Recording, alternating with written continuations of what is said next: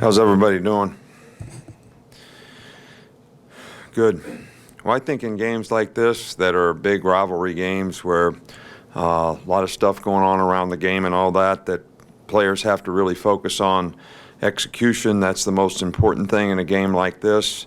You know, focusing on what you need to do in the game to play well and not get sort of semi-distracted by all the things that are going around you, so you're not saying what if and if only I'd have done this or that or whatever, and then have a bunch of regrets. So that's what we're trying to focus on with our players, and we certainly made progress this week, but we still have work to do, and this is a great rivalry game, and everybody looks forward to competing in it, and I think our players would love to play their best football in this game.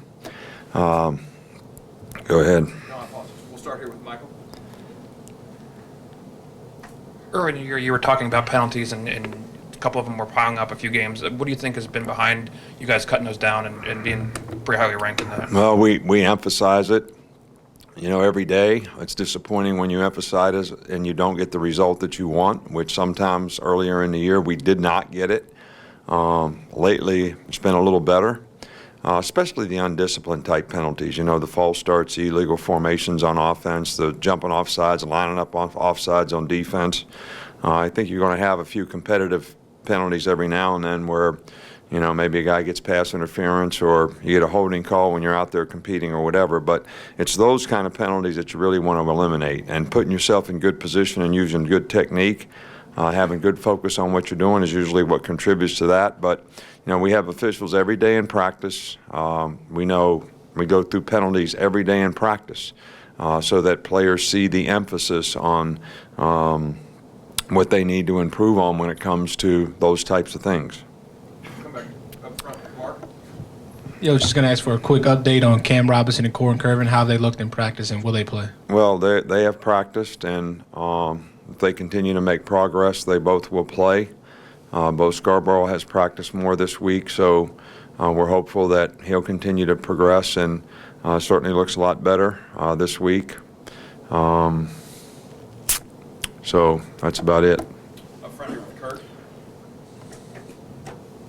Coach, I wonder if you're ever nervous before a game or in preparation, or are you always nervous or never? Well, I don't know if nervous is the right word. I think that you stay a little uptight, or at least I do, until I feel like, the players really sort of got it in terms of understanding what they need to do, and you've had enough repetitions to get things right, so you feel like going into the game there aren't a lot of questions in their mind as to what they should do and how they need to adjust.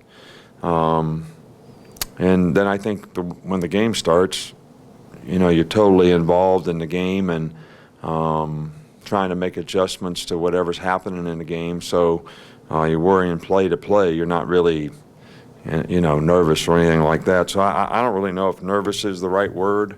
I don't know if anxious is the right word. I would be more using the term concerned that you got your players ready to play well. A couple more. Alex and then Tom. I wanted to ask you, we talked about Cameron Petway, but Auburn has another running back in Kerryon Johnson. What are your thoughts on him? I guess you offered him to come here as well. What do you see from him as a recruit?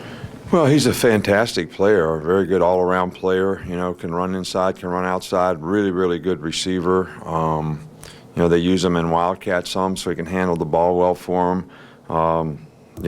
He is the whole package and a complete player, and we have a tremendous amount of respect for him. And I think when those two guys are healthy, their running game is even better, and it's always really good. Finish up in the back with Tom. Injuries always impact every game, but with your NFL background, I'm just curious, would you be in favor, hypothetically, if the NCAA instituted an injury report policy for FBS programs? Well, who would we be giving? Why would we be doing that? For you or for us? I think we'd be doing it for you. I have no interest in telling the other team what players are going to play or whatever.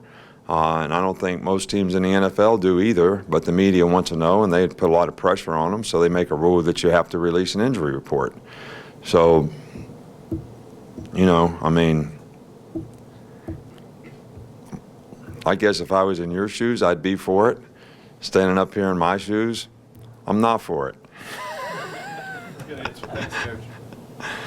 All right, is that it? Well, hey, look, Thanksgiving's a great time of the year for everybody to have a lot of gratitude for all the blessings that we have and things that sometimes we don't think about that we should be thankful for. So I hope everybody has a very happy Thanksgiving, all of our fans, all of our supporters, and certainly the group of people that's here today sacrificing being away from your family to cover our team. Thank you very much.